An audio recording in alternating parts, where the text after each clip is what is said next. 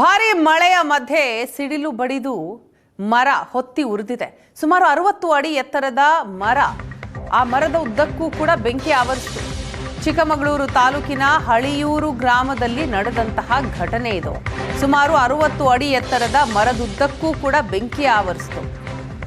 Dharmesh ಎಂಬುವವರ coffee ತೋಟದಲ್ಲಿದ್ದಂತಹ ಮರ, ಆ ಮರ ಸಂಪೂರ್ಣವಾಗಿ ಹೊತ್ತಿ ಉರಿದಿದೆ. ಮಳೆಯ ಮಧ್ಯೆಯೂ ಕೂಡ 16 ವರ್ಷದ ಹಳೆ ಮರ ಹೊತ್ತಿ ಉರಿದಿರೋ ದೃಶ್ಯದಲ್ಲಿ ನೋಡ್ತಾ ಇದ್ದೀವಿ. 60 ಅಡಿ ಉದ್ದದ ಮರ ಇದು. ಯಾವ ರೀತಿ ಆ ಮರಕ್ಕೆ ಬೆಂಕಿ ಹೊತ್ಕೊಂಡಿದೆ ಅಂತ ಮರ ಹೊತ್ತಿ ಉರಿಯುವ ದೃಶ್ಯ ಮೊಬೈಲ್ನಲ್ಲಿ ಸೆರೆಯಾಗಿದೆ. ಆ ದೃಶ್ಯವನ್ನು ನೀವು ನೋಡ್ತಾ ಇದ್ದೀರಿ. ಬೆಂಕಿಯ ಕಿಡಿಗಳು ಎಲ್ಲೆಡೆ ಕೂಡ ವ್ಯಾಪಿಸಿದೆ.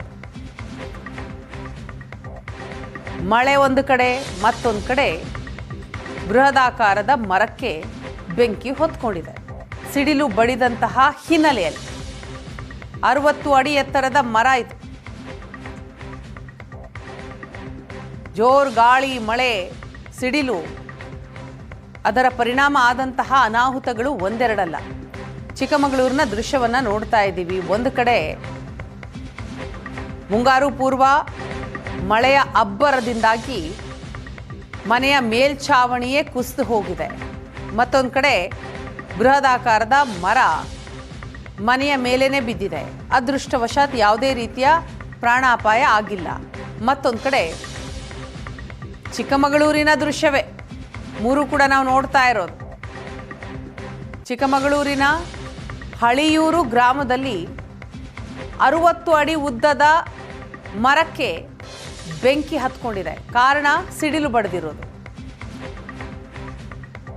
ಬೃಹದಾಕಾರದ ಮರ ಇದು. ಧರ್ಮೇಶ್ ಎಂಬುವವರ ಕಾಫಿ ತೋಟದಲ್ಲಿದ್ದಂತಹ ಮರ ಧಗಧಗನೆ ಹೊತ್ತಿ ಉರಿದಿದೆ. 16 ವರ್ಷದ ಮರ ಅಂತ.